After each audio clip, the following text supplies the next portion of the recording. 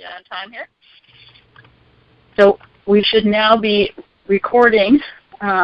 And I didn't hear it say that we were recording, but I believe we are recording according to my screen here. So I'm going to trust that the control panel is telling me the truth, even though it didn't tell me we're recording. So thank you so much, everyone, for joining the call tonight. Again, my name is Elizabeth Warren. I'm your moderator. I'm the Director of Communications with People Demanding Action. We are going to be talking a little bit, for those of you who are new to us, about how the meeting room works.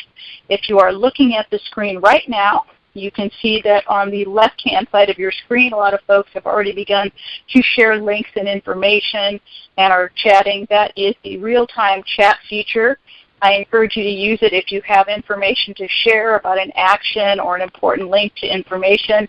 Let's try and keep it on topic, folks, so that everyone can be tuned into our guest speakers, because we are going to be hearing some very, very important stuff today.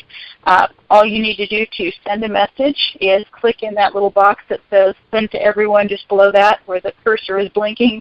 Click that with your mouse, type what you'd like to say, and hit enter. It will appear on the screen to the other folks in the meeting room. So thank you so much for joining us. If you have a question about this campaign or information, or you would like to get post-call materials and you're not on our list, send an email to tpp@peopledemandingaction.org. It's on the screen. That is an email address that's monitored by a couple of us. So feel free, if you have questions or you need materials and for some reason did not get them, send a message to that email address and you will be added to our list. Thank you so much. If you have any other questions, you will have an opportunity to ask them as the call progresses. Now I'd like to introduce Harriet Haywood, National Call Team co-organizer. Let her say hello. She basically takes care of promoting these calls. Many of you, I'm sure, are used to seeing Harriet's emails. She is the Move On Regional Organizer for Florida and a number of the southern states. She is also our national events organizer, and at the end of the call, we'll be doing a regional event roundup. Harriet? Hi, Liz, and hi, everybody. Thank you. Welcome to the call. Thank you. Bye. Thanks, Harriet. All right, next up is Liz Anston. She's one of our National Call Team co-organizers, and on our planning team, she's a Move On organizer in Los Angeles. Oftentimes gives us campaign updates and stays in tune with what's happening in the world of trade. Liz, if you have joined the call already, say hi. Hello, everybody. I'm looking forward to this call, as well as postal banking. There's public banking like North Dakota has, where the profits go back to the people and they invest in local businesses. And I'm hoping that we can do this, and we can do this if we can get rid of TPP.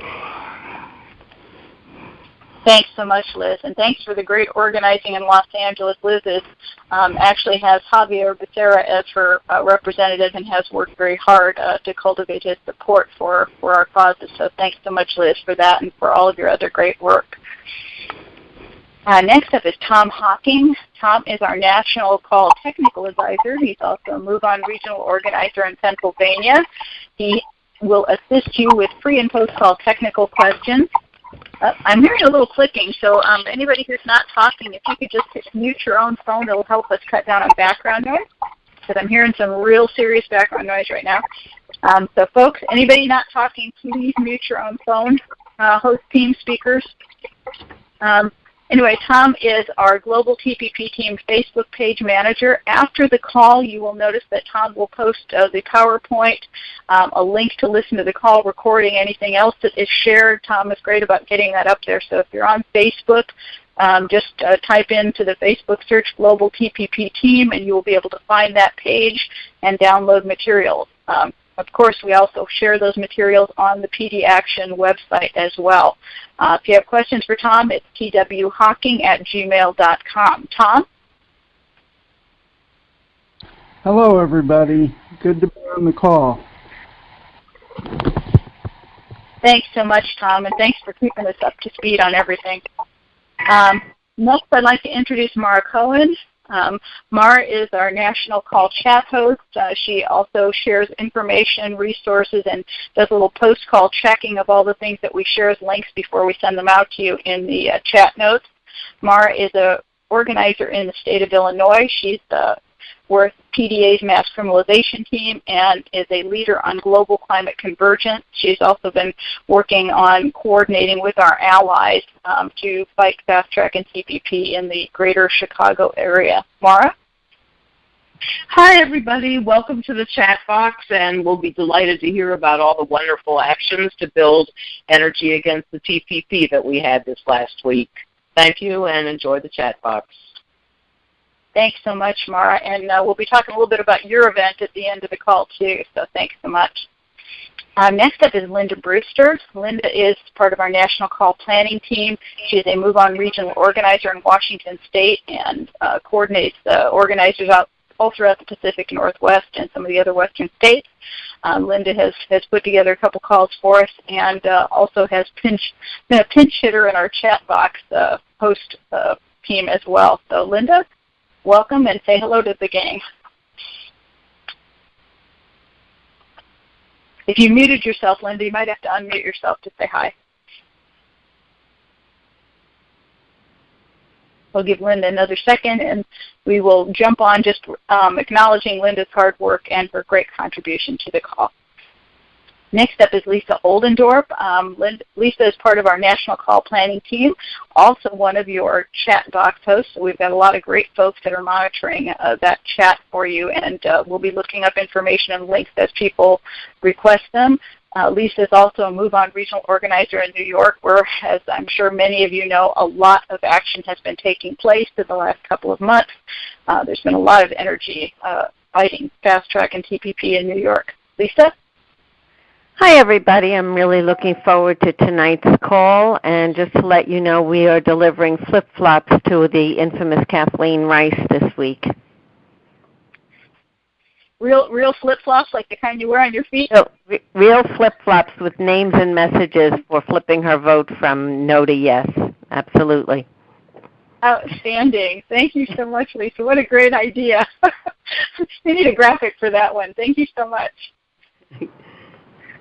Next is Jean Marie Duray. Jeannie is with PDA, our partner, Progressive Democrats of America. They're our political action partner. She is part of the National Call Chat team and also the National Issue Teams coordinator for Progressive Democrats of America. Jeannie?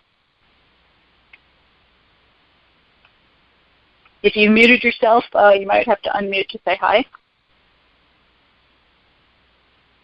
We'll give Jeannie a second, and if we don't hear from her, we will just acknowledge her great work and keep moving to stay on schedule, although we're actually right on time. Next up is Jan Swartzendruber. Jan has just let us know that she did have an emergency, so she won't actually be on the call, but Jan has done some great organizing for us in the state of Kansas, where she's a Move On regional organizer. She has worked for the past couple years on the call summaries and also the information and resource vetting. Jan has also coordinated on Medicaid expansion and a number of other issues, and she was actually the architect of our last call, the one where we talked about the faith community and their great push to fight fast track and TPP. So thank you, Jan, for your work, and everybody, let's acknowledge that. Next up is our partner, Adam Weissman at Trade Justice, Global Justice for Animals and the Environment. I'm sure most of you know Adam very well. He's been on these calls and on this team since the beginning. He's been organizing on this issue longer than I have as a wonderful resource. Just about anything you want to know, Adam is your go-to guy. He is putting together a lot of organizing events in New York and also coordinating with partners around the country. Adam? And if you've muted yourself, Adam, you might have to unmute.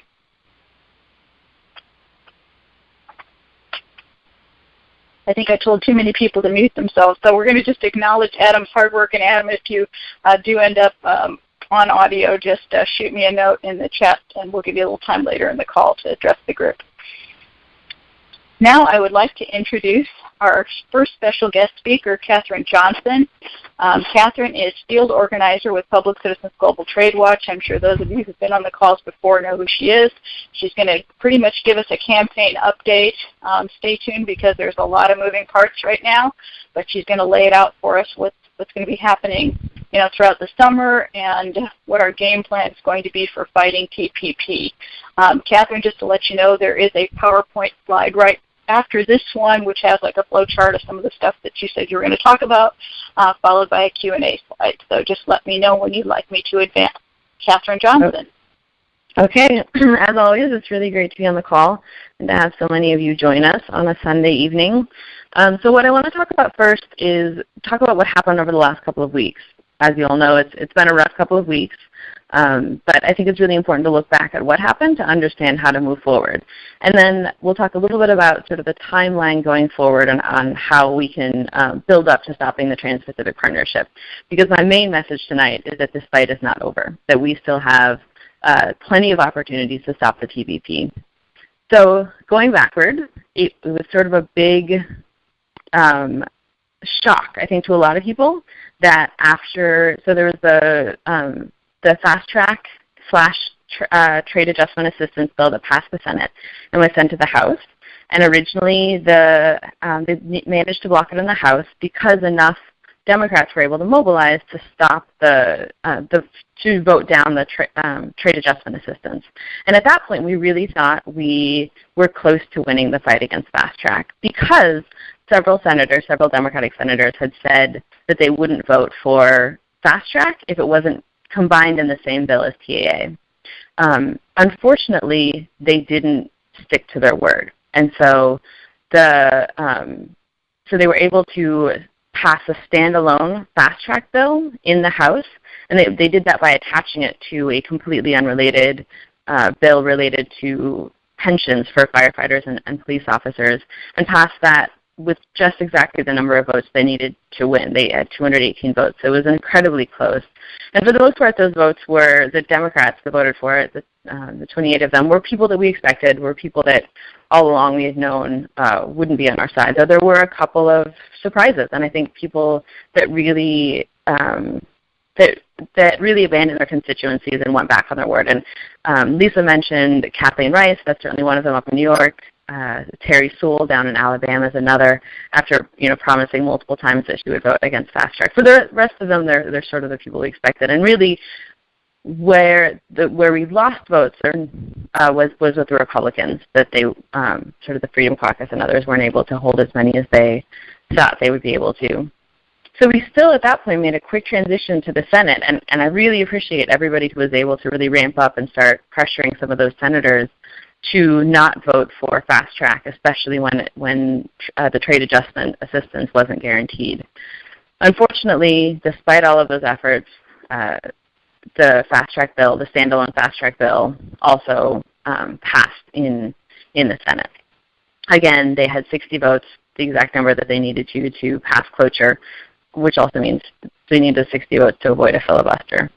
And it hasn't been signed yet, but there's no question that the president will sign it. So we do know that the fight against fast track is over. It's that's going to happen. In addition, fortunately, trade adjustment assistance did also pass. It was attached to the African Growth and Opportunities Act in the Senate, which is a really popular bill that gives trade preferences to developing countries in Africa and Haiti and a couple of other places. And so that passed in the Senate and then also in the House. So there is both of those bills that are fairly positive, even though the TAA is meager. I think most people agree that it's better than nothing. The big question mark now still is there's the customs bill. And some of you might remember that there was a question about how trade adjustment assistance would be paid for. And for a while the plan was to pay for it by extending the sequester cuts to Medicare, which was extremely unpopular, especially, of course, with retired folks and others. And so part of the agreement in the House was that would be modified using the customs bill. So the TAA would be passed, but with the Medicare pay for in it in order to avoid but then it would be modified in the customs bill. There's a lot of other questions as well, though, in the customs bill. There were a lot of things that had to be added to that to get enough votes from Republicans on fast track and TAA. So, for example, it will bar the president from including any talk of climate change in any trade negotiations under fast track. This is, again, under the House version of the customs bill. It'll also bar any sort of changes to immigration law under any sort of trade negotiations or trade agreements, which there have been some in the past. And so they'll have to go to conference now on that customs bill. So the Senate and the House will come together and decide what version will be voted on again in both houses. So that's what's happened, and hopefully you guys all have a lot of questions about that. I know it's really complicated, or that you'll bring up any questions you have. Now moving forward, a lot of people have asked me, when can we see a vote on the Trans-Pacific Partnership? Fortunately, we definitely have some time before we'll see that. In fact, the negotiations over the TPP aren't actually even concluded, and there's still some pretty sticky issues that need to be negotiated. It's not like some people claim that the negotiations would be concluded in a week after fast track was passed, and that doesn't really seem to be the case. But especially around intellectual property, around access to medicines, around the investor-state dispute settlement provisions, that there's a lot of negotiation that still needs to go on. And fortunately, our allies in other TPP countries are really pushing their governments to stand firm and not cave to the United States on a lot of those issues. So once TPP is actually finalized, once the agreement is finalized, the President will initial it. And then there'll be 90 days where there's an analysis that has to happen of the bill before it can even go to Congress. So let's say they did finalize the negotiations next month. Even after that, from August, it would be November before they could even present the bill to Congress. And then at that point, there's, of course, the 90 days that Congress has to pass it, so before it actually necessarily come to a vote. Also, unfortunately, under the fast track, it's not that meaningful, but I think it'll be really helpful that the TPP will have to be public, completely accessible to the public, 60 days before it's brought before Congress. And so we'll have a good deal of time when finally all of the texts of this disastrous agreement are public, and we can, I think, really use that time to build opposition to it. We've done such an amazing job, I would say, of educating people around the country, and once we have the actual text, I think it'll be even easier to do so.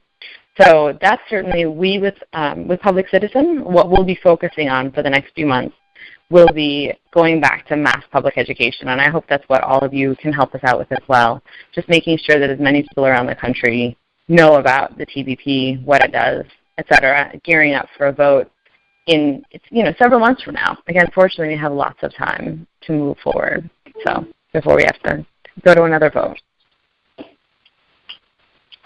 Thank you so much, Kathryn. Before we proceed, I was going to ask our guest speakers and maybe even you to check your surroundings. I'm hearing some real squeaking and background noise, and I've muted everyone on the host team, so I think we might have a little bit of background maybe at one of the locations of the guest speaker. So if everybody can just sort of check if there's any background noise where you are, or if you're shuffling in your seat, it might help us cut down on the background noise on the call recording. So thank you in advance, and sorry for mentioning this live. All right. Anyone who has a question for Kathryn, the game plan is we've pressed *6 on our telephone, and what I'd like to ask everyone to do is please speak slowly and clearly, state your name and where you are located, keep your questions on topic, no speeches, please. We all know what everybody's opinions are, but this is not the time to share them. And then one question per person, please, no two-part question. Press *6 on your phone. All right, we've got the queue filling up already, Kathryn. Tony O'Doherty in San Diego. Go ahead, Tony. You have the floor. Thank you. A quick question. You mentioned the customs bill, but from what I can gather, that's not linked in any way to TPA, is it, the way that TAA was? It's a standalone thing, and any disagreement on that is not going to hold up TPA getting signed. Is that right? Yeah, that's correct. There's nothing else that can stop TPA at this point, essentially. It's not that the bills are linked. It's that the customs bill will modify the TPA bill.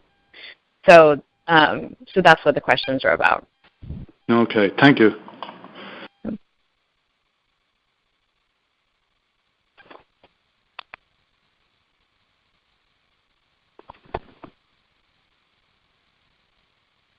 Hello, Liz. Did we lose Liz? Hello, is Liz there? Liz is here, Alan. You have the floor. Oh, good. Excellent. Yes, thanks very much. I'd like to ask Kathryn Johnson the question, how do we get some kind of a formal linkage with the PIRG network? And I believe Public Citizen founded the PIRG network, and I would love to find a way to have students and university resources put in sort of a situation of access for people who are wanting to make sure that British common law is protected and preserved, and this arbitrary tribunal thing exposed for what it is?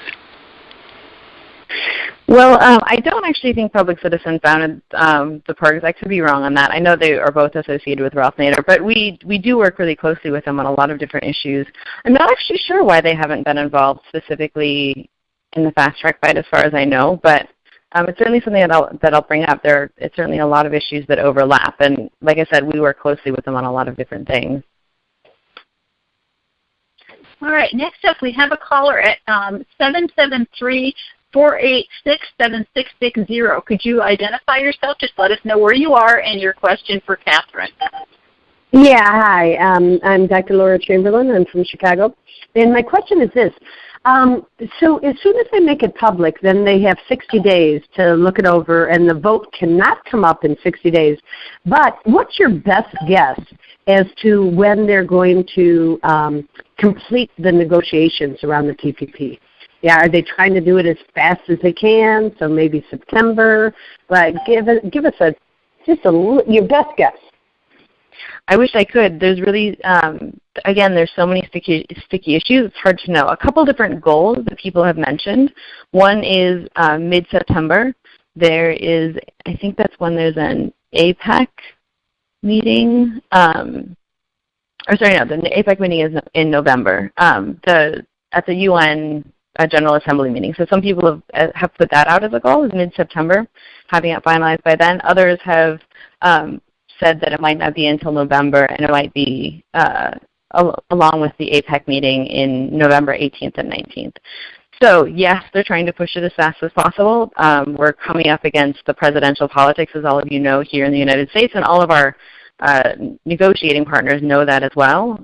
So they're really pushing it to do it as fast as possible, but there really are issues that are unresolved, fortunately. Thanks so much, Kathryn. All right, Mark Schaefer is up at area code 518. Go ahead, Mark. You have the floor. And if you've muted yourself, Mark, go ahead and unmute. You should be engaged. Mark? Mark Hi, Schaefer? this is Mark. Do you hear me? We can hear you, Mark. Do you hear me? Yes, Mark, we can hear you.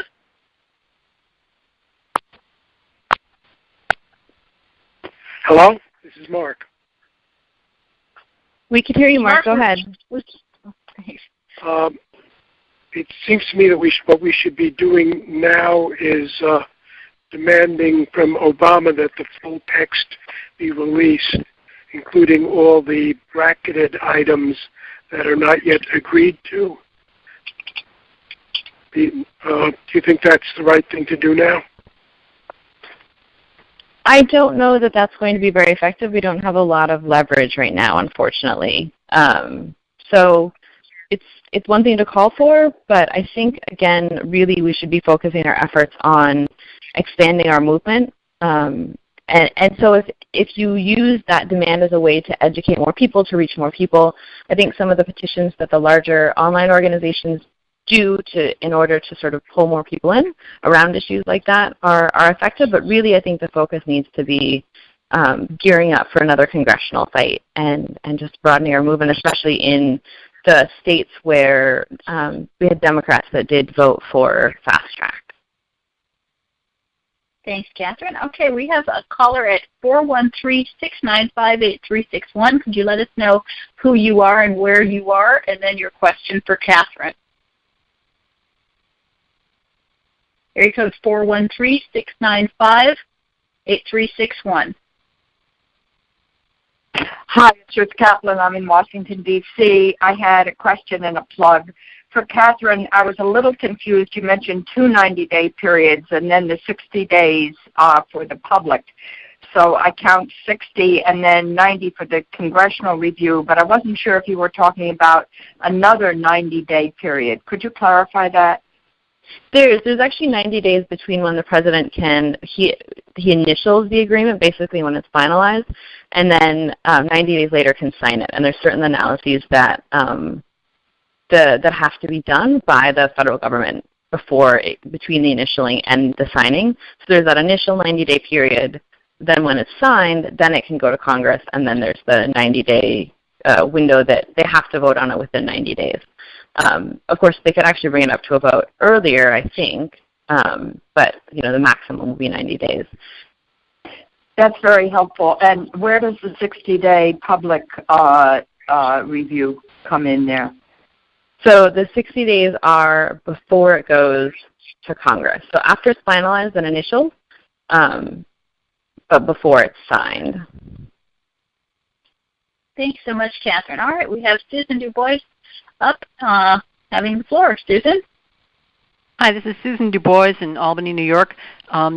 In view of the fact that the TPA fast track passed, but it had a real struggle getting through Congress, what, if you know, is the reaction in other countries to that in terms of whether they see this as Obama has a strong hand for passing the TPP when it actually comes to Congress, or are they kind of scared off by that? I haven't read anything about how other countries perceive what happened in Congress in the last few weeks. I think it really shook them, and I think it was really meaningful and really strengthened our hand, the fact that it was such a struggle to get TPA through Congress. And watching the international coverage was, for me, really a delight, because there really was a lot of coverage about how much of a struggle this was and how unpopular Fast Track and TPP were in the United States. And so certainly, our negotiating partners are really relieved that Fast Track did pass, but I think they really do understand what a struggle TPP could also be. And I should emphasize that it's going to be an uphill battle blocking the TPP. That's sort of the point of Fast Track, is to make it really easy to pass it. So I don't want people to think that, just because we were almost successful in TPA, that it's going to be a breeze. I think we all know, hopefully, that it's going to be tough, but I do think it's absolutely doable. Thanks, Kathryn. All right, we have someone at area code 516-943-4396. Please let us know who you are, where you are, and your question.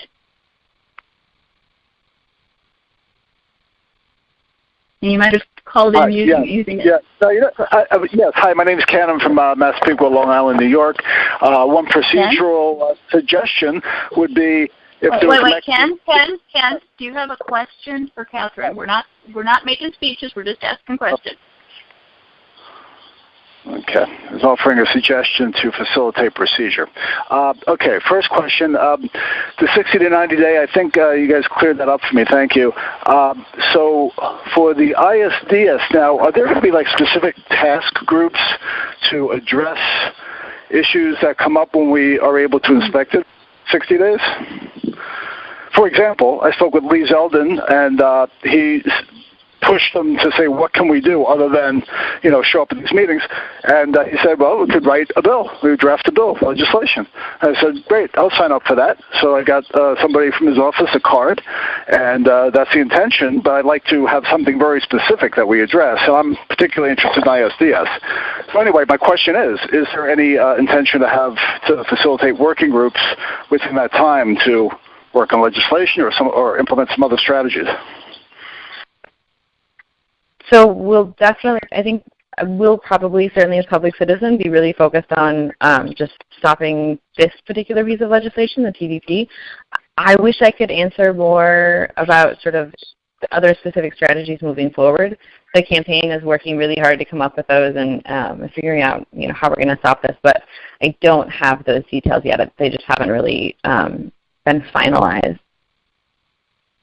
Thanks, Kathryn. And there's a lot of questions, folks, in the chat box. I'm going to take just 2 seconds of your time, Kathryn, and explain to everyone who called in using the attendee code 951146, you are muted by default when we're in Q&A mode.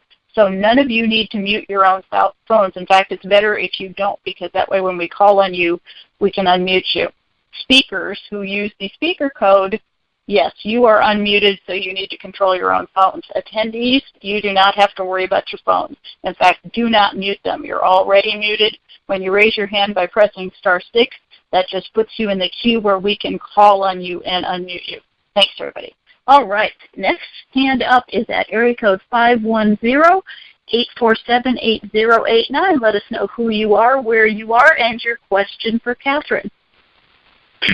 Hi, my name is Richard Salmon. I'm in Berkeley, California. I'm still not clear on this time schedule. It seems like there are, from what you said, there are 2 90-day periods. There's also a 60-day period for making it public. Do these overlap? Can they shorten them less than 90 days? And I hope you could write all this up in some schedule, in some document that we could would really make it understandable. Yeah, absolutely. I think you're really right on that, and we're working on that specifically, sort of different scenarios and different timelines. I know that's really important to a lot of people, and we should have that really soon, including sort of the negotiation potential timelines and then going forward. So there are 2 90-day periods which don't overlap. There's the 90 days between the initialing of the agreement and the signing of the agreement. And then after the signing, the bill is introduced into Congress. It can be. And then there's a period that's a maximum of 90 days that they have to pass the bill. The 60-day period is inside of that. So after the agreement is finalized, there'll be 30 days until the 60-day period starts. So 30 days after the initialing, they'll have to release the text and make it public. So there'll be 60 days before then it's introduced into Congress. Thanks, Kathryn. All right, we have someone up at 916-595-2335. Let us know who you are, where you are, and your question for Kathryn. Hi, my name is Colin Meinrath. I'm in Sacramento, California, and I have a question. Well, first off, there are 2 other agreements, the TTIP agreement and the TISA agreement. And is the plan to also stop those as well, which I'm assuming will get their own separate votes?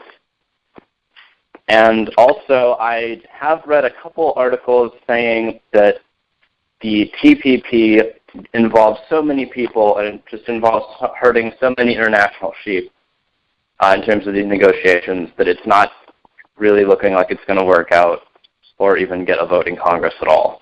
And is there any really hope that it might just all fall apart, or should we not count on that? So I'll answer your second question first. There is some remote possibility that the TPP negotiations could fall apart. I don't think we should count on it at all. I think it's very likely that the negotiations will conclude. This is, 5+ years of negotiations that have gone into this, and so there's a lot of vested interest in passing this, unfortunately. And so I think we should definitely be ready for this to come before Congress and just assume that it will. And then just be really delighted if it ends up falling apart. But I don't think that's likely. Then to answer your first question, yes, TISA, the Trade and Services Agreement, and TTIP, the Transatlantic Investment Agreement, we absolutely are going to be working to stop them. They are just, in many ways, just as bad as the TPP. The TISA, in fact, is pretty terrifying. I don't know if anybody has seen the leaked copies of it. But fortunately, we have more time on those. The negotiations aren't particularly far advanced, and I actually think, especially with TTIP, there is more of a chance that they won't conclude the negotiations, that there is so much pushback in Europe, and especially around the investor-state dispute settlement, that the conclusion of those negotiations are far from guaranteed. But they're also possibly years away from reaching a conclusion. Great. Thanks so much, Kathryn. We have time for about 2 more questions. We have someone at 469-478-0750. Let us know who you are, where you are, and your question for Kathryn. Yes, my name is Scott Taylor. I'm now residing in California. I'm curious, how did our representatives vote out here? I mean, I don't know how did they go on this vote with TPP? There are too many of them for me to remember and go through, but there is the roll call. Actually, maybe, Liz, we could send out the roll call with the slides afterward, because that is definitely available. Absolutely. Thanks, Kathryn. Or someone could actually share a link in the chat right now for this gentleman so that he can follow it. But we will do probably both. All right. It was a mixture with the Dems out there, that some of them voted for and some voted against. Okay. Next caller is at 760-840-3571. Hi, Liz. I did not understand what Kathryn said. Now, who are you? Michelle. Michelle Swenson in Denver. Kathryn, you said something about are they still cutting Medicare $700,000 to pay for the TAA, or are they still cutting Medicare? No. Is that part of it? No. Yeah.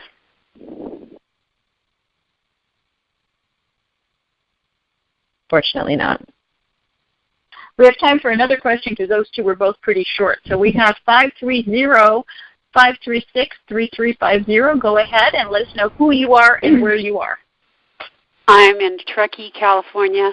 My name is Carla Jordan, and I want to know if you are putting out materials that we can use. I'm with Moms Across America and then the March Against Monsanto people. Sort of by July 4th, actually, I've already put stuff out about the TTIP, and there are so many people that don't know anything about it. It's appalling. So have you got flyers that we can put out? I can put them out the 4th of July. I can put them out this Thursday at Truckee Thursdays. People all over the country and all these other organizations should be willing, because this will totally make what we have been fighting for worthless. So we need to use our people for this. So Michelle, you're asking for materials. You're asking if Kathryn has materials and resources and things you can hand out. I'm sorry, Carla. I apologize, Carla. Yeah, absolutely. We actually, if you go to our website, exposethetpp.org, we have websites that are talking about TPP and its impact on all sorts of different issues. And there's actually on each of those pages a button to click print as a PDF, or like make a PDF, that then you can easily print those out and hand them out to people based on what kinds of issues you think will best grab the audience that you'll be speaking to and reaching. And so, everything ranging from medicines to jobs to the ISDS and lots of different issues. So definitely go check that out, and the website's up on the slides. We'll also be revamping that website and revamping pretty much all of our many different activist-focused websites to really create the most up-to-date and most powerful tools against the TPP possible. So we have some, and we'll also be continually updating those over the next few weeks and months. I don't have flyers specifically for the 4th of July, but feel free to use any of the materials that we have on there to create flyers that you think will be best for the audience that you'll be reaching. Thank you so much. And I know Kathryn has another engagement. So Kathryn, do you want to give any kind of a wrap or a call to action to the troops before we sign off with you and you go do your next thing? Just don't lose hope. We still have a shot at this. And I think this is also, though it's a time of, I think for all of us kind of disappointment, it's also a great opportunity to really marvel at the movement that we've created and how diverse it is, how powerful and really everything we've built moving forward. And I'm excited to see what we can do with it, moving forward and to stop the Trans-Pacific Partnership. And I know it sounds like we won't have these calls for a while. So for actions, keep checking our website, Expose the TPP. We'll keep different action alerts and things like that there. Also, Citizens Trade Campaign often it's great to get on their listserv. They're really good about sending out information about upcoming actions and other things you can do. So lots of resources out there. I hope you guys, stay engaged and stay in touch. Thank you so much, Kathryn. And yes, we will make sure that we pass on everything to everyone. And if something new does come up, we will, of course, convene a call for it if necessary. So thanks again, Kathryn, for your time and your vigilance. And we will talk to you again soon. Thank you, guys. Talk to you later. All right. All right. Now I'd like to introduce our first special guest speaker, Kathryn Isaac, Special Assistant to Mark Diamondstein at the American Postal Workers Union. She's going to explain to us a little bit about postal banking, the work that they've been doing, and how important it is that we actually preserve the opportunity for them to proceed with this very, very important project that's been underway for some time now. Kathryn, just let me know when you'd like me to advance your slide. Just say next slide, okay? Okay. Can you hear me? I'm unmuted. Yes, we can. You are unmuted, great. And we can hear you loud and clear. Thank you so much for joining us today. Oh, thank you so much, Liz, for having me on the call. I really appreciate it. I know you guys are doing such terrific work, and we want to make sure that we, let you know what we're doing and work together. So, as Liz said, my name is Kathryn Isaac, and I am working with the American Postal Workers Union on two projects. One is called A Grand Alliance to Save Our Public Postal Service, and the other is the Campaign for Postal Banking. And I know that later tonight we're going to hear from Mark Armstrong on the postal banking issue, so I'm going to focus primarily on A Grand Alliance and kind of let you guys know what's going on with the Postal Service. And I do have a little bit to say about, what trade deals might, how they might impact the Postal Service as well. I'm not an expert on the trade issues, and frankly, I'm grateful for PDA for asking me to do this call tonight because I really started reading up and have learned a lot in the process. So we'll be learning together, and many of you will probably know a lot more than I do about the trade issues. But let me turn first to the Postal Service. So you probably hear all the time that the Postal Service is in serious financial trouble, that the Internet has made it irrelevant, and that it's wasting taxpayer dollars. Well, I am here tonight to tell you that none of that is true. And I'd like to explain a little bit about why. So it is true that first-class mail volume is down, and that is somewhat due to e-commerce or to the Internet. But e-commerce has also caused an explosion in package volume that the U.S. Postal Service is taking advantage of. In fact, the USPS delivers 2.2 million packages every day for FedEx. We have agreements with both FedEx and UPS. They don't like to go to some neighborhoods. They don't like to go to every residential house in the country, which, of course, the USPS is obligated to do. So the Postal Service actually is now delivering 30% of FedEx's ground volume every year. The second thing is the financial situation with the Postal Service. So back in 2006, Congress passed this draconian law called the PAEA, that stands for Postal Accountability and Enhancement Act. And what it did was a number of things, but most significantly in terms of finances, it requires the Postal Service to pre-fund retiree health benefits, not pension, but health benefits, for 75 years. And they had to do that over a 10-year period, which is at a cost of about $5.5 billion a year. So all of a sudden, out of the blue, in the middle of or right before the recession, the Postal Service has this new obligation of $5.5 billion a year. The USPS Office of Inspector General recently put something on their blog that talked about this requirement. And by the way, no other federal agency has to do this. No corporation has to do this. This is unique to the Postal Service. But the Inspector General likened it to your credit card company calling you up and saying, you know, we just figured out that over your lifetime, you're going to spend about $1 million on your credit card. So we'd like to get that up front. We think that's fair. You know, send us a check. I mean, that's kind of what this is like. So what this means is that even though the Postal Service has now come out of the recession and is operating at a profit, overall it's showing a loss because of this pre-funding requirement. So for the first half of fiscal year 2015, operating profit is $1.4 billion, which is more than it was for all of 2014. And this law, the PAEA, also put some restrictions on the post office offering new products, things like postal banking. It also put restrictions on how rates are set and raised. So basically, post office can't raise their own rates. They can't get new revenue. They have this pre-funding requirement. And the other thing that I think a lot of people don't know is they actually get zero tax dollars to pay for operating the Postal Service. It's operated out of the sale of stamps and mailing of packages.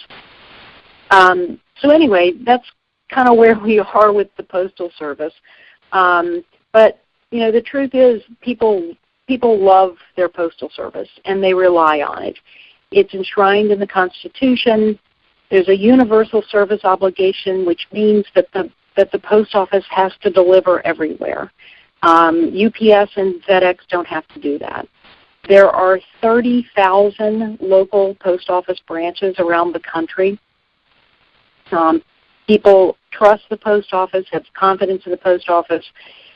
Year after year, it is number one on the list of most liked federal agencies. It's self-supporting, no tax dollars. It's a secure form of communication, provides good-paying jobs with benefits. It's now vital to e-commerce, and beyond the postal jobs, it supports 7.5 million private sector jobs as well. You can flip to the next slide, Liz. So this manufacturing crisis has led the Postal Service management, backed by those who would like to do away with all public services, to make cuts. And these cuts are degrading service. And then that, of course, supports the argument that the Postal Service is irrelevant, can't take care of itself, isn't doing a good job, and so forth. So some of the cuts and delays include changing something called the service standard, which means the number of days that it takes for a first-class letter to get delivered. And the Postal Service has also cut or closed or consolidated processing plants all over the country, which has further delayed the delivery of the mail. So we have the service cuts and delays, with the closings and consolidations. We have this manufactured financial crisis. They've also started contracting out some of the business. They have a deal with Staples to take mail packages at Staples locations. And these are, of course, staffed by Staples workers who don't have the same pay and benefits as the Post Office. And if you didn't know, the APWU and the other postal unions have called for a boycott of Staples, so we appreciate everybody supporting that. We've got the support of a whole bunch of unions, including the National Education Association and the American Federation of Teachers. Teachers buy lots of school supplies at Staples, and we think this is having an impact. So to address these issues, the president of the American Postal Workers Union, Mark Dimenstein, decided to create this thing that we're calling a Grand Alliance to Save Our Public Postal Service. And we now have 75 national organizations on board, and we are pressing for protecting 6-day delivery, restoring service standards, moratorium on the plant closings, which we've actually just recently had a small victory on and gotten those delayed for the rest of 2015, not reversed but delayed. And then we want to see new and expanded services and revenue, including postal banking. And also we need Congress to lift this onerous refunding requirement. You can go to the next slide. So that takes us to the intersection with TPP and other trade deals. And I put a quote on a slide here for you from Dave Johnson at Campaign for America's Future. He recently did a really nice article on TPP and public services. It's called Will TPP Kill the Post Office? If you haven't seen it yet, I encourage you to read it. I think it's on the Campaign for America's Future website. And I just want to read you one little passage from what he wrote. He's talking about the website of the U.S. Trade Representative, which says that TPP will have groundbreaking new rules designed to ensure fair competition between state-owned enterprises and private companies. And on the website it says, we are also pursuing pioneering rules to ensure that private sector businesses and workers are able to compete on fair terms with state-owned enterprises, especially when such SOEs receive significant government backing to engage in commercial activity. So, of course, the post office is engaged in commercial activity and could be seen as, in competition or is in competition with UPS and FedEx. So that's quite worrisome there. There are a number of other issues that the postal unions are paying attention to and are worried about in these trade agreements. One is pricing of priority mail. So recently we learned that the Trade and Services Agreement, I guess it's called TISA, now being negotiated in the World Trade Organization, includes an alarming annex on competitive delivery services. The annex was published by WikiLeaks on June 3rd. It would open the pricing of USPS priority mail and the legally authorized procedures of the Postal Regulatory Commission to challenges by foreign governments and foreign companies. Our postal system could even be attacked through the undemocratic investor-state dispute settlement process. Furthermore, TISA could threaten the provision of affordable package delivery to rural and low-income urban areas by restricting our government's ability to include parcels in the definition of the Postal Service's Universal Service Obligation. So Universal Service Obligation, of course, says that the Postal Service is obligated, to serve every address, and that could be challenged. TPP and other proposed trade agreements covered by the TPA bill include rules on the regulation, this is what Dave Johnson was talking about, of state-owned enterprises. These proposed rules, which could promote privatization and could dramatically affect the viability of the U.S. Postal Service. So, these are the kinds of things, including, of course, the same type of issues with the Postal Service offering financial services that could certainly be seen as unfair competition with banks. So I think that, anybody who cares about the Postal Service, and I know we all do, should be very concerned about all of these trade agreements, and we really need to be paying attention to what's going on out there. We know public services are under attack all over the country. Privatization of water, schools, prisons, and the USPS is definitely on that chopping block. And that's why we organized the Grand Alliance to Save Our Public Postal Service, and I'd be happy to take questions about any of this information or more about what a Grand Alliance is doing. Thank you. Thanks so much, Kathryn. If it's all right with you, what we typically do is jump to the next featured guest and then allow folks to direct questions to the two of you. Are you able to stay? Is that okay? Oh, sure. Right. Yeah, that's fine. Sure. Thank you. Yeah. thank you, because I'm thinking as we get into this, people may have compound questions or something that, is for the both of you. All right, great. Well, thank you so much. And just everybody, there's a long list here of our national signatories. If you notice People Demanding Action, my organization is supportive, as is Public Citizen and virtually every progressive organization and our friends in labor and other groups. We'll send you these slides so you will have access to the complete list. Now I'd like to introduce Mark Armstrong. He's working with the Campaign for Postal Banking. I've got a link to that site. He's going to talk a little bit about his work for public banking and postal banking, and will walk us through some of the talking points and arguments. Mark? Thank you, Liz, and thank you, Kathryn. Folks, what I want to do is, I want you to go to the next slide, Liz. Just tell you a little bit about Commonomics USA. 4 of us, about a year and a half ago, left Public Banking Institute and formed this other nonprofit, which has a broader scope, which includes postal banking. And so there are a few different areas we're focused on right now.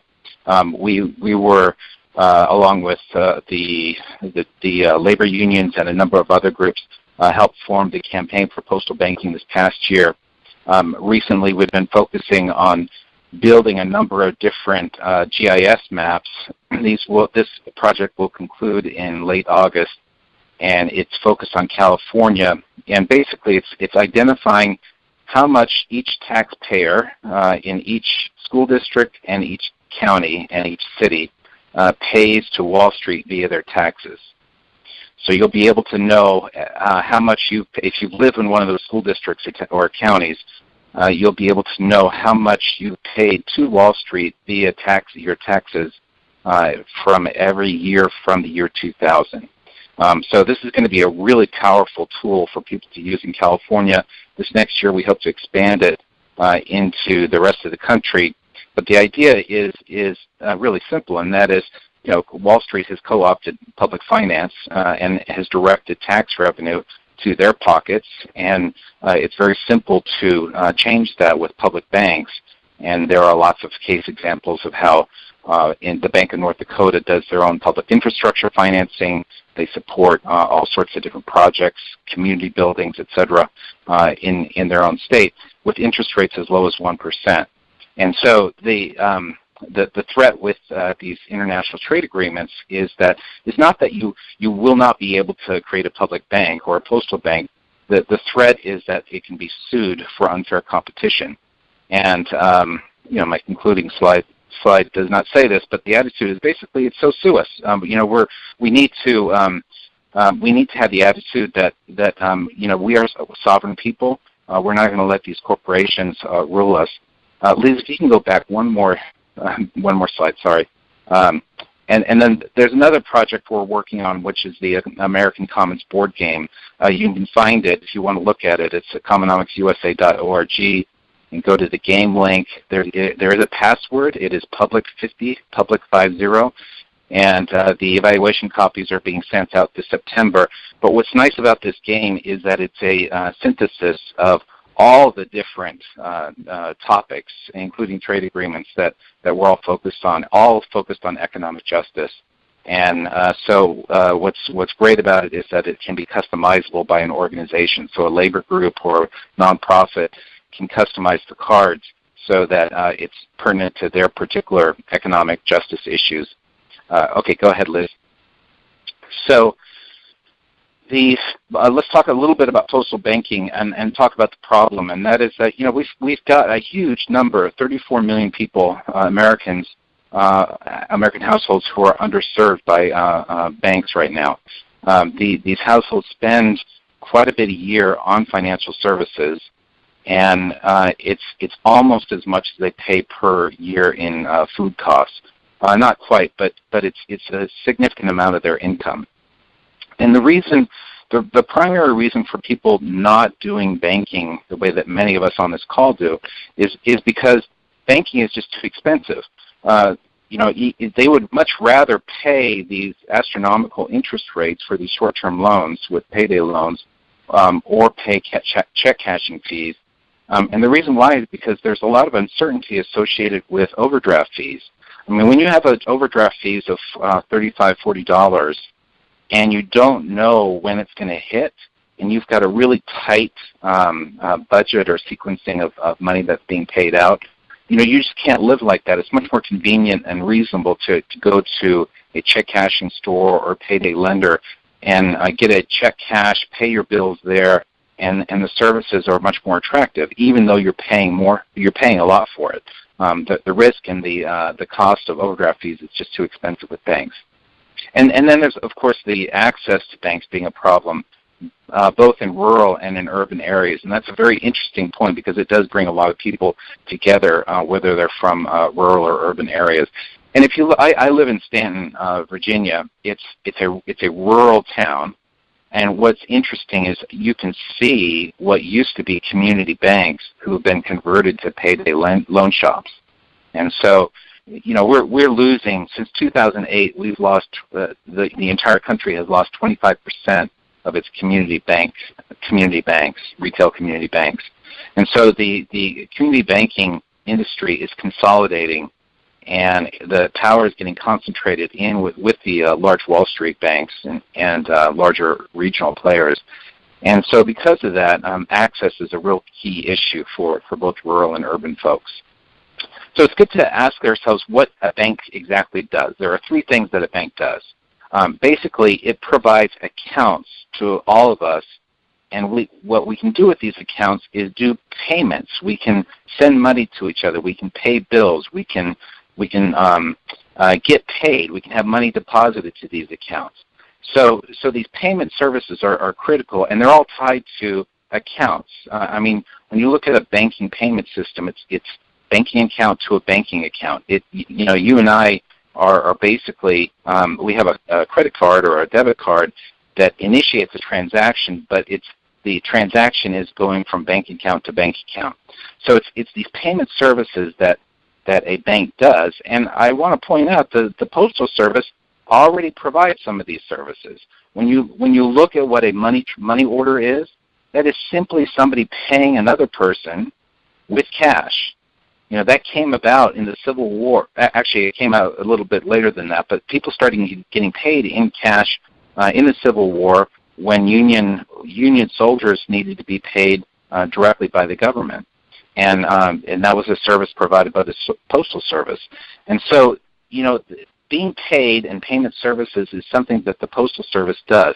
Now, what's happened is that the monetary system in the U.S. has moved from cash to all sorts of other different forms of media, and so the Postal Service has kind of been left behind. It could automate that, and it could have an automated payment service. It would look very much like PayPal if the Postal Service automated its existing payment services. I could send money to any person on this call very easily if I was using the USPS equivalent of PayPal. The second thing that a bank does is provide credit when it's needed. So, there's all sorts of forms of credit: commercial credit, home mortgages, etc. Retail credit is what is typically provided by payday lenders. These are small dollar, short-term loans, and this is something that people have posited that a postal bank can do. It doesn't necessarily need to do it. It would be a big assist, though, if it automated payments to people, so they got paid faster, and so the need for credit would be diminished. But certainly credit is something that could be provided through a postal bank, but not necessarily. And then finally, what a bank does is manage risk. So, folks, what I want to let you all know is that the key thing here is that each one of us does these three things. We could hold money for each other. We could transfer money. We could do all these things. We could manage the risk associated with holding money, whether it should be in cash or whatnot. Banks do all this. The key thing that makes a bank is that they have a routing number with the Federal Reserve. That's it. It's just they have the ability to play in that private network of private banks. And the Postal Service, in my understanding, is part of the federal government.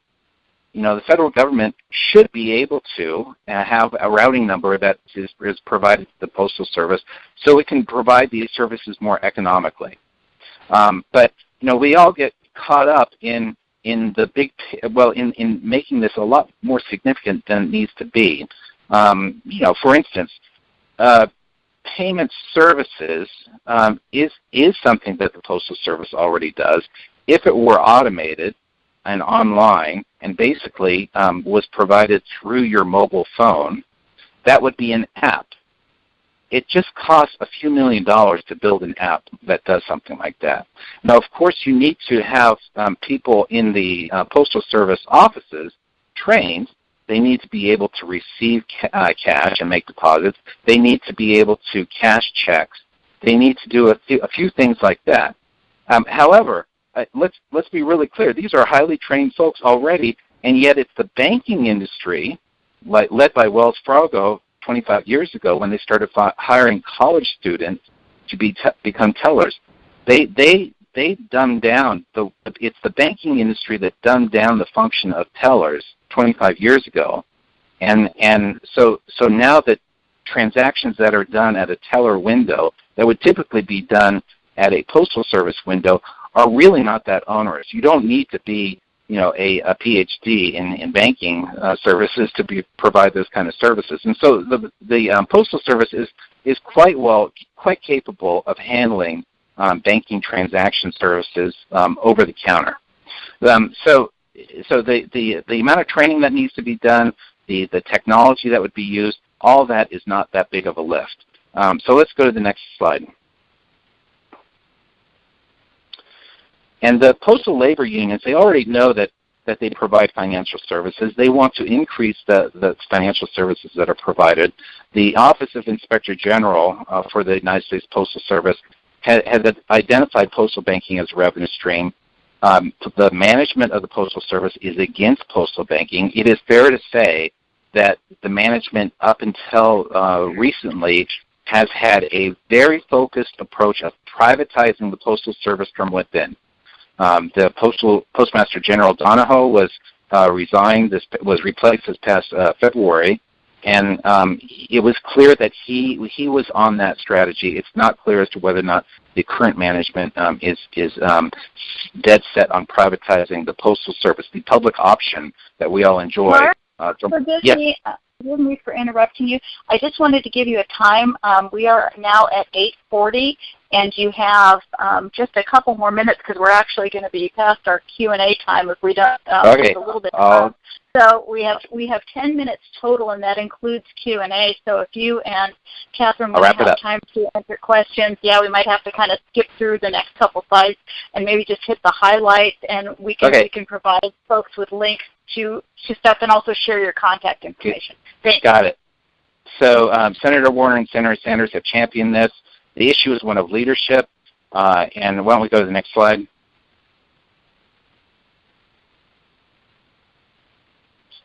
So, as I mentioned earlier, the trade agreements will allow foreign corporations to sue a government for providing a public option that is considered to be unfair competition.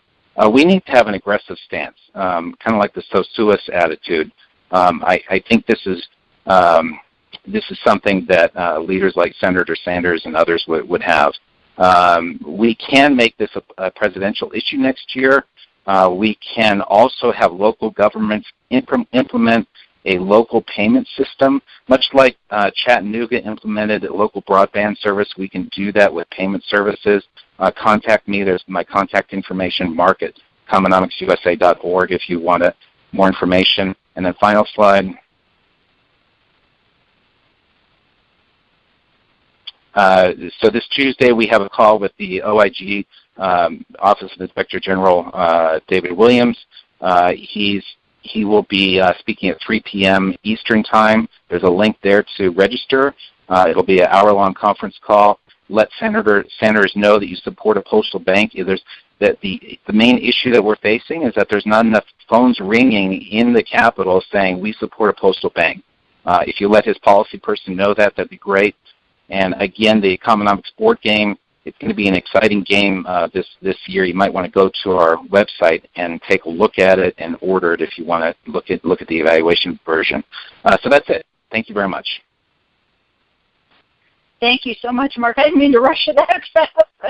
That was fantastic. And again, this is great material, so everyone, we will share the slides with you. We urge you very strongly to go to commonomicsusa.org, and I'm going to put the link in the chat box for you in just a second. But for now, what we're going to do is we're going to clear the queue from the Q&A session just to make sure that we have no folks in the queue. And then we will take callers. Sorry. Okay. So now press *6 on your telephone to ask questions. We have time for about 4 to 5 questions. All right. Tony O'Doherty in San Diego. Go ahead, Tony. You have the floor. And let us know which person your question's for, and if you can, keep them brief, everybody, so we can get to as many people as possible. This is from Mark, and the question is, how big a constraint is the fact that the Federal Reserve has the final say on banking through its clearing system? Well, it's the FDIC as well as the Federal Reserve have a say, but it's also true that the Postal Service is part of the federal government, and there are services that should be provided to the federal government that are kind of like tier services by other agencies. I know the Federal Reserve is a private agency, but we don't need to get into that. But this is a conversation that needs to be had, and I think it's something that could be handled with legislation, frankly, and that's where a bill from Senator Sanders or Warren would come into play. Thanks so much, Mark. All right, we have someone at 904. Oh gosh, I just lost the number. 954-1394. And let us know who you are and who your question's for. Yes, this is Lou Welge from Gainesville, Florida, and I'm an activist, a former MoveOn.org member, a big supporter of Elizabeth Warren, and like Chris Hayes on MSNBC, kind of an acknowledged lefty. And Robert Reich, former Treasury Secretary under Clinton, has so many good ideas and puts out such good information, has so many followers. Are we following Robert Reich's suggestions, please?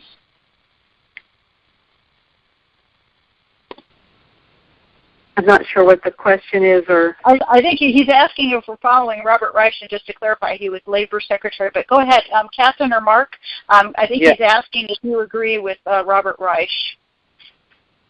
Yeah, I can say he has not come out. I know at a couple of different meetings he's voiced support for a public bank in California.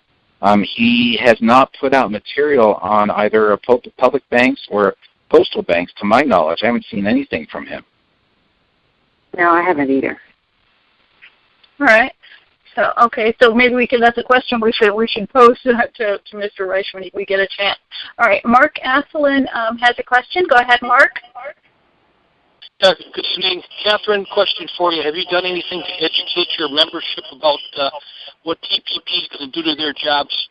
Up here in Upper Michigan, I spoke to my mail carriers, and one of them says that she didn't hear it from Rush Limbaugh, so she doesn't believe that it's true. So that's where they're getting their information, and if they don't believe they're going to lose their jobs, maybe it's time you guys do a little bit of education. I'm not throwing stones or anything. I'm just saying maybe we got to talk to them a little bit more. Well, no, that's good. That's a good question. We've been doing tons, and I don't know if you guys are familiar with our new president, but he's been in office about 1.5 years.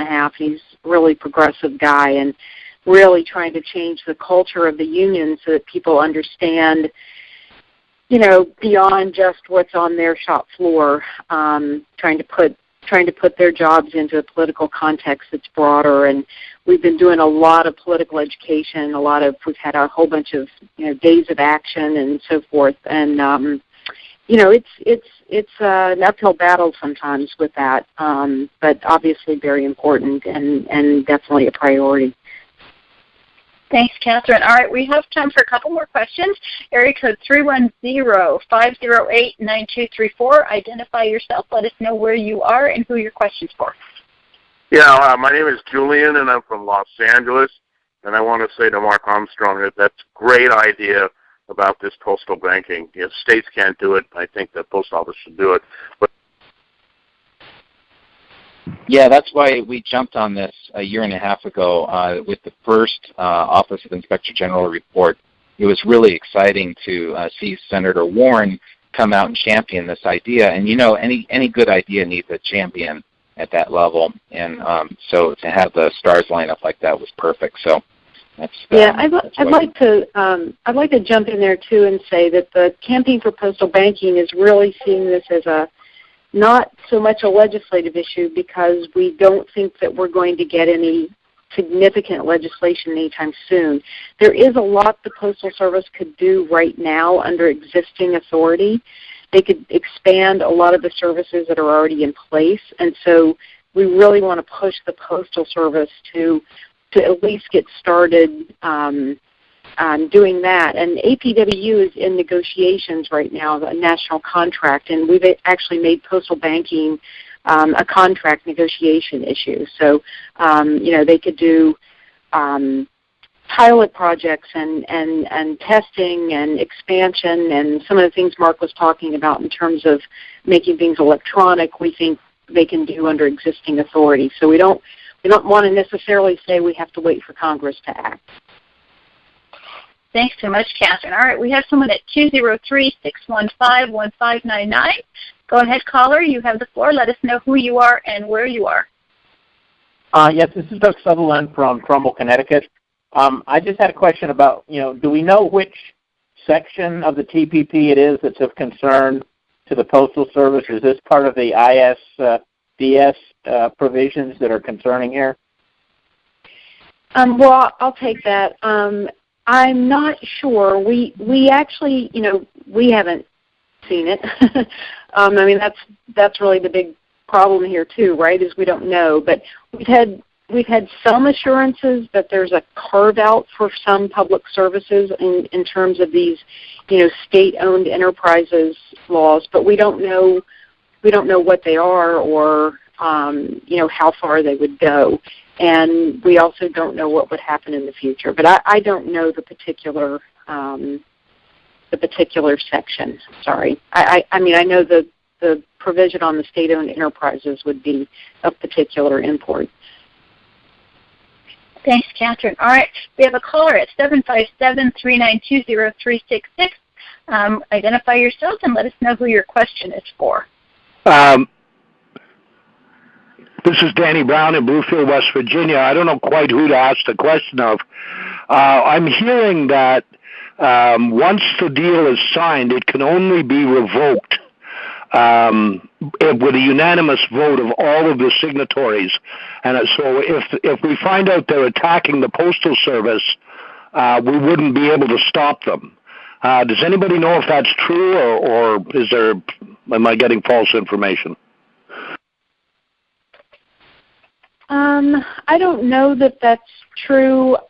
It's true that we no longer have the ability to amend the deal, right? It's an up or down. So if we find out that there's something in there that would allow them to privatize the Postal Service, there's not much we could do at that point. Thanks, Kathryn. And there's not much. Sorry, there's just not much point in terms of legislation. Obviously, we have to fight back in other ways. Exactly. And I think, what you're asking, Danny, is probably a question for Lori Wallach. I know she's out of town for a couple of weeks, but when Lori gets back in, I'll ask her that question, because I think what you're talking about is a legal question involving the entire trade agreement and all the signatories. So we'll get you an answer for that. Okay, we have a couple more questions. It might put us a minute or two over, but I'd like to be able to get to the last three callers. So we now have someone at 301-365-4433. Go ahead and let us know who you are and who your question's for. This is Harvey in Maryland. I came late, and maybe it was just answered when I clicked on as to about suing it for the unconstitutionality of the TPP. I think you made it. Thanks. Could you repeat that question? Have you considered suing or make a constitutional issue out of the TPP, which apparently violates a lot of the constitutional provisions we have? I think that would have been a question for Kathryn from Global Trade Watch too. Right, and Harvey, we can fill you in a little bit more. There actually has been the argument that it does threaten U.S. sovereignty, and so there have been folks that have been bringing that up. And we can if you share your information with us, if you're in the chat box right now, go ahead and type a note to the presenters, and we'll make sure that we get you the link to that information so that explains that a little bit better for you. All right, we've got Laura Chamberlain in Chicago has another question, and then Alan Blaines, and then that's going to be the last of the questions for tonight. Go ahead, Laura. Yes, hi. I would like the links to that constitutionality question as well. So I wrote that in the chat box. So I wanted to ask Kathryn, since there's a very good possibility that the TPP would have a really very severely damaging provision in it against the Postal Service, Post Office, would your workers, would your union come out on strike against it if it looks like it's going to be passing? Is there any? We're prohibited from striking. We don't have the right to strike. So, yeah. So unfortunately, Laura, that's not going to happen, I guess. Yeah, federal employees. All right, Alan Blaines has a question up, and that will be the last one for tonight. Go ahead, Alan. Thanks very much, Liz.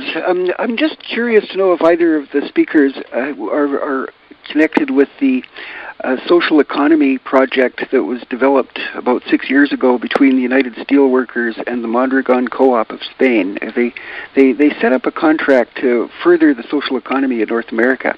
And Michael Peck, I believe, was the person who was to operationalize that. And I'm wondering if there's any news on this. I'm not familiar with that, but I'd love to hear more about it if you want to send us an email.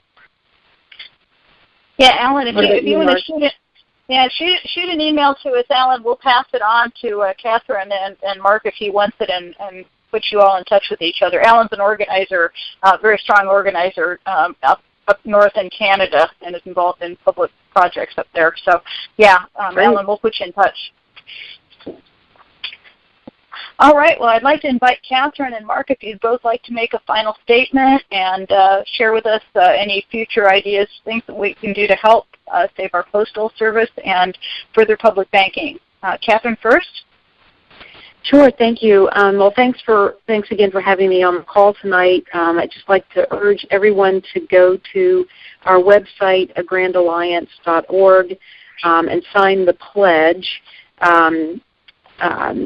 People Demanding Action is already one of the national signatories, but we'd like to have each individual sign up as well, and that'll put you on our mailing list for further information. We're in the process of planning some field hearings around the country on the postal issues, and when we know a little bit more about where we're going to be and when, we would love to have participation from all of you all over the country. So please stay tuned. Thank you so much, Kathryn. Mark? Thanks, Liz, for having me on, and everyone. As I think on this, I think it's really incumbent upon our elected leaders to understand that this will be a legal fight with regards to TPP and the other trade agreements, and that we have to be willing to stand up and challenge the corporate entities. And so, we do have sovereignty. We do want to rule ourselves, and we need to be able to look politicians square in the eye and say, you know what, we'll have your back, we'll help you out. And so I'm encouraging folks to have that conversation with their elected leaders at the local level, because I've seen so many elected representatives who just do not want to deal with the economic issues. First of all, they think it's too complicated, especially banking issues. And secondly, anything that ruffles the feathers of the corporate world.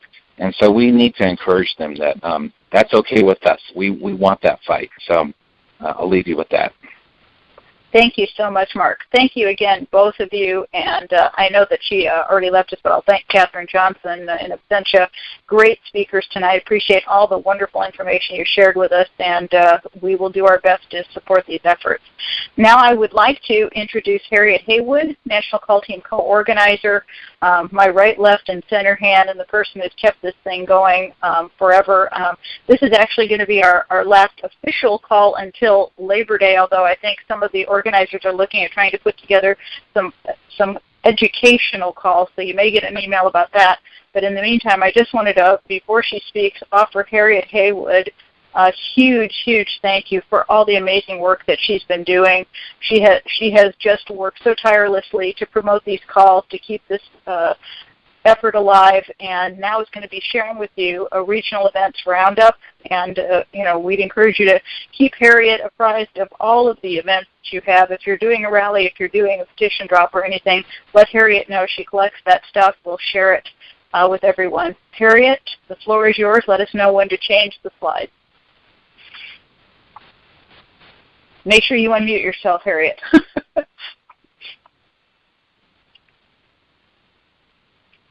I'm going to check to make sure you're unmuted, okay? Because I think maybe Harriet is still muted, but we'll make sure she's unmuted here. I'm going to find you here in the call and make sure that you are unmuted. All right, you should be unmuted. Just don't push any more buttons, Harriet. Okay. Yep. That's good. Okay. There you go. One of us. You and I. We were supposed to. I probably hit the wrong button. It wouldn't be the first time. So now you have the floor, Harriet. Thanks, Liz. I just wanted to tell everybody, don't think you're not going to get any emails from me, because I'm still going to be sending out those awful emails because we still have a lot of work to do, and we're going to continue with this campaign very strong. So just go ahead and change the slide, Liz, please. Thanks. Okay.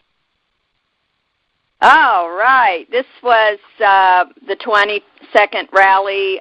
This was at Senator Nelson's office down in Miami. They dropped off. We have a petition that our very own Liz Warren has a great petition. I think I had like 6 petitions all together for TPP and Fast Track. So it came to 8,000 signatures.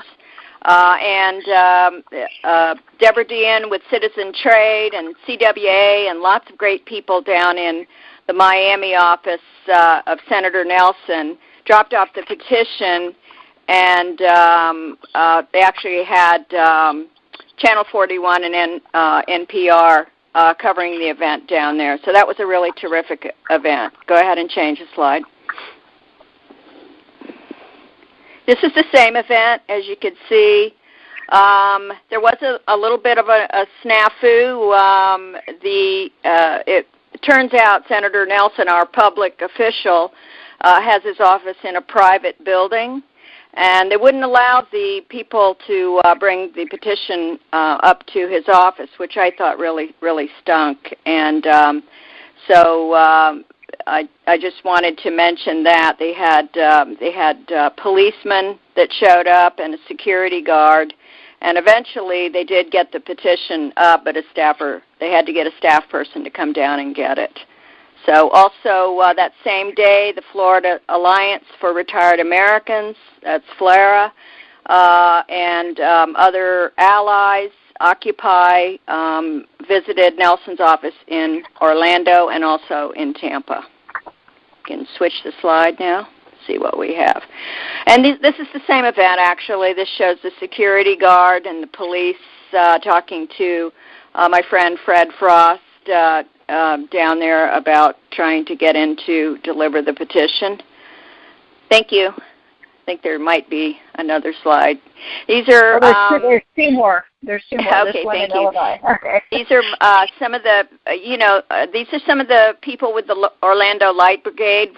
They normally do these great nighttime events, but this day they did it was like a rapid response when they found out about Fast Track. And these are my friends with in the Orlando Light Brigade down at Nelson's office in Orlando. see if there's another one. Change slide. Okay, and this is Mara Cohen, our very own wonderful Mara Cohen, helped to organize this event in Chicago. There were about 50 people here. There was a big speak out. They had chanting, flyers, and the people included CWA, the Anonymous people, Move On, Illinois Single Payer, Frack Free Illinois, and Democratic Socialists of America. And that was a really terrific event, too. And I believe that's the last slide. Everybody, yes, I want you, whenever I send an email out, you can reply to the email, and you can always reach out to me and send me any information and send me any information about events or photos. And the next time we have one of these meetings, I'll post them. We'll get them to Liz or whoever's running it on that time, and we'll post it for you. So thanks very much, and let's keep up the good work. Bye. Thank you so much, Harriet. And what I'm going to do now is I'm going to unmute my favorite LA activist, Lauren Steiner. She has an announcement she would like to make, I think, about some organizing that she's doing. So I'm going to give Lauren 1 minute to kind of fill everybody in who is within the Los Angeles area so that she can organize. Lauren, you have the floor. Thanks, Liz. Actually, this is nationwide, and it's inspired by a post that Ralph Nader made on his Facebook page. It's actually an article-length post, and it's called King Obama, His Royal Court, and the TPP. And what he's calling on us to do is the following 3 things. First, send the legislators who supported the fast-track handcuffs, a citizen summons to appear at a town meeting where you, not they, present the agenda. If the lawmakers think 500 or more determined people will show up, it is very likely they will relent and meet with you. The unions and other groups working to stop the TPP around the country can get their people to attend these town meetings. August is the congressional recess month. These senators and representatives will have no excuse to avoid a town meeting with their constituents. Second, hustle together some modest money from groups and individuals, rent an empty storefront, plaster the windows with large signs, and start a rumble of civic resistance in all directions. Politicians sometimes shrug off the warnings of losing contributions from unions. What politicians do fear is the inability to control groups of resurgent voters indeterminately expanding from inside their district and state. And finally, third, hold rallies designed to attract collectively hundreds or thousands of people around the country. These rallies could have an array of high-profile speakers and entertainers, as well as workers who have been harmed by past so-called trade agreements. Rallies can bring in new people and start the process of galvanizing them about the many problems with the TPP. So I would like to give my email address, and what I'm doing is calling for volunteers across the country to set up a working group to implement this plan for the August recess. My email, and I'll put it in the chat window, is laurensteiner57, that's LaurenSteiner57 @gmail.com.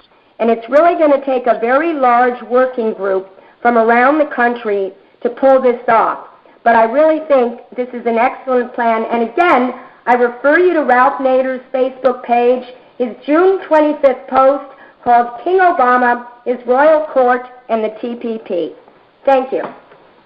Thank you very much, Lauren. Appreciate the sharing. And I went ahead and put your email address. So anyone that wants to get in touch with Lauren about working on her working group for this suggested August event, there is her email right there in the chat, laurensteiner57 @gmail.com.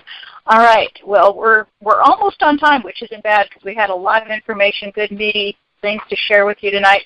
Again, there will be organizing happening, and we will resume the calls with new education, outreach, and information in September. You will be getting notices about other activities in the meantime throughout July and August.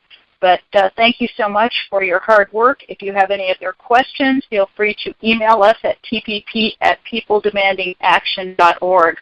And just before we sign off for the summer, at least for me, I'd like to give a big, big thanks to all of our allies and the host team, my boss, Andrea Miller, and all of the wonderful volunteers and people who have attended these calls so faithfully over the last 2 years. We've fought so incredibly hard against Fast Track, and I know that, if you're like me, your heart probably sunk quite a bit, and I'm not going to pretend that mine didn't, but once I got over the shock and the pain, I became more committed than ever to stop TPP and to also make sure that every single member of Congress and the Senate who voted against us feels this pain.